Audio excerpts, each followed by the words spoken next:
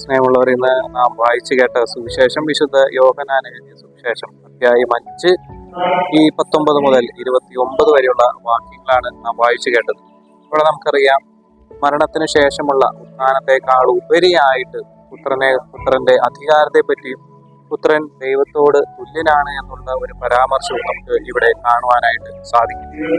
പിതാവായ ദൈവത്തോടുള്ള പുത്രന്റെ വിധേയത്വത്തെ ഇവിടെ പരാമർശിക്കുന്നുണ്ട്. അതിന്റെ പ്രോട്ടോകോളും ഇന്നത്തെ സുവിശേഷത്തിൽ വ്യക്തമായിട്ട് നമുക്ക് പറഞ്ഞു തരുന്നുണ്ട്.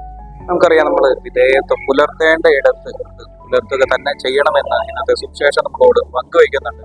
നമുക്കറിയാം, ധൂർത്തപുത്രന്റെ ഉപമയിലേക്ക് ഒന്ന് കണ്ണോടുകയാണെങ്കിൽ അവിടെ തങ്ങളുടെ പിതാവിനോട് കാണിക്കേണ്ട ഒരു വിധേയത്വത്തെ കാണിക്കാതെ തന്റെ സ്വത്ത് അവകാശപ്പെടുത്തി അതുമായിട്ട് കടന്നു കളയുന്ന ധൂർത്തപുത്രനെ നമ്മൾ കാണുന്നുണ്ട്. ശേഷം അദ്ദേഹത്തിന് അല്ലെങ്കിൽ ആ ധൂർത്തപുത്രന് സംഭവിച്ചത് എന്താണെന്നുള്ളത് നമുക്കറിയാം. അതുകൊണ്ട് തന്നെ സഹോദരനെ, നമുക്ക് വിധേയത്വം പുലർത്തി ജീവിക്കാനായിട്ട് സാധിക്കണം.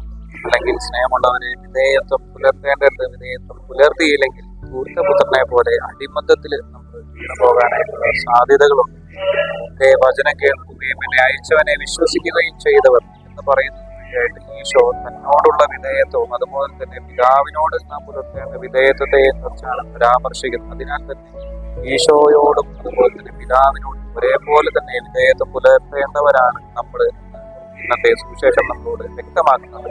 സ്നേഹമുള്ളവർ, ഇന്നത്തെ സുവിശേഷത്തിന്റെ വെളിച്ചത്തിൽ എല്ലാവരോടും വിധേയത്വം ഉള്ളവരായിട്ട് ജീവിക്കാനായിട്ട് നമുക്ക് പ്രത്യേകമായിട്ട് പരിശ്രമിക്കാം. പ്രത്യേകമായിട്ടും ഈശോയോടും അല്ലെങ്കിൽ ദൈവത്തോടും പരിശുദ്ധാത്മാവിനോടും വിധേയത്വമുള്ളവരായിട്ട് ജീവിക്കാനായിട്ട് പ്രത്യേകമായിട്ട് സാധിക്കട്ടെ എന്ന് പ്രത്യേകമായിട്ട് ആശംസിക്കുന്നു, പ്രാർത്ഥിക്കുന്നു. ഇവിടെ കർത്താവ് ഈശോ മിശിഹായുടെ കൃപയും പിതാവായ ദൈവത്തിന്റെ സ്നേഹവും പരിശുദ്ധാത്മാവിന്റെ സഹവാസവും നാം എല്ലാവരും ഉണ്ടായിരിക്കട്ടെ, എപ്പോഴും എന്നേക്കും. ആമേൻ.